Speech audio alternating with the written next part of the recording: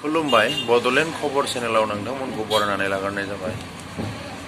गाबोन 9 एप्रिल गाबोन आसामनि एसेम्बलि इलेक्शननि भट सोनाय दिन आरो बेवहाय गोबां केन्डिडेटफोरा बेवहाय बिजाथि हिसाबै गसंदों। मोनफ्रोम पार्टिनि बिजाथिफोरा गावबागाव जुजिदों, नाजादों, रायजो राजानि खाथियाव थांदों, बयनोबो मोजां मोजां खोथा बुंनानै गोसो बोनो नाजादों। दा जों भट होग्राफोरनि आखायावसो सोर सासे बिजाथिखौ देरहानानै हरो, मानोना दा बिनि आखायाव जेबो गैया, बिजाथिनि आखायाव। जों जुदि मोजाङै बिजिरनानै सासे मोजां बिजाथिखौ देरहाहोहरोबा जोङो बेनिफ्राय गोबां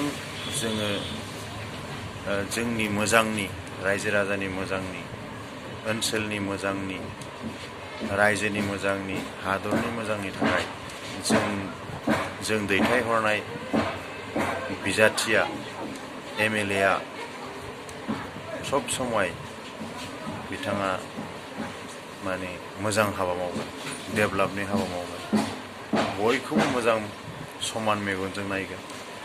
दा भट होनायनि आगोल जोङो बेफोरखौ सासे भट होगिरिया, भटारा बेखौ सानग्रोनो रोंथारनांगोन।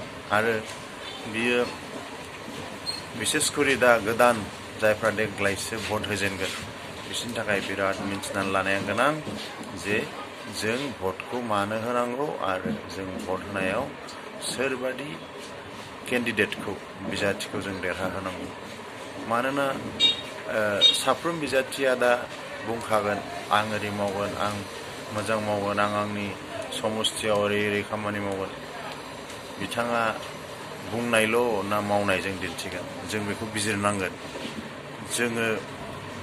जोङो बिजिरनो नाजायोबा निस्सय जोङो बिजिरनो हायो।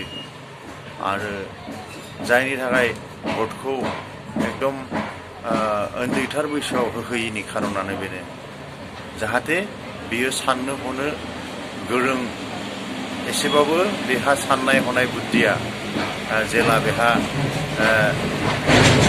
जायो, साननो हनो गोरों जायो, बे समनिफ्रायसो भटखौ होनायनि मोन्थायखौ होनाय जायो। नङाब्लाथ' उन्दै 10 बोसोर, 10 बोसोर, 12 बोसोर, 15 बोसोराव बिदियावबोथ' भट होनायनि थांखिखौ संबिधाना लानो हागौमोन, खिन्थु लायाखै। मानो? बेखायनो दा जों ओंखायनो जाय बिजाथिफोरा जोंनि रायजो राजानि, ओनसोलनि, रायजोनि, हादरनि, मुलुगनि मोजां खामानि मावगोन, जों बे बिजाथिनो भट होनाया गोनां। दा आं सासे आसामनि सासे भटार हिसाबै बयखौबो गुरैयै खावलायनाय जाबाय, भट होनो बयबो जाहाथे थाङो।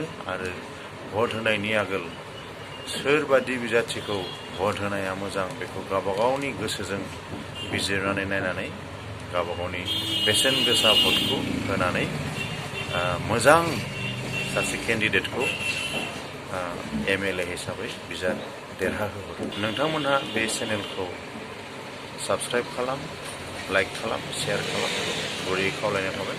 एसेनोसै, गोजोन्थों।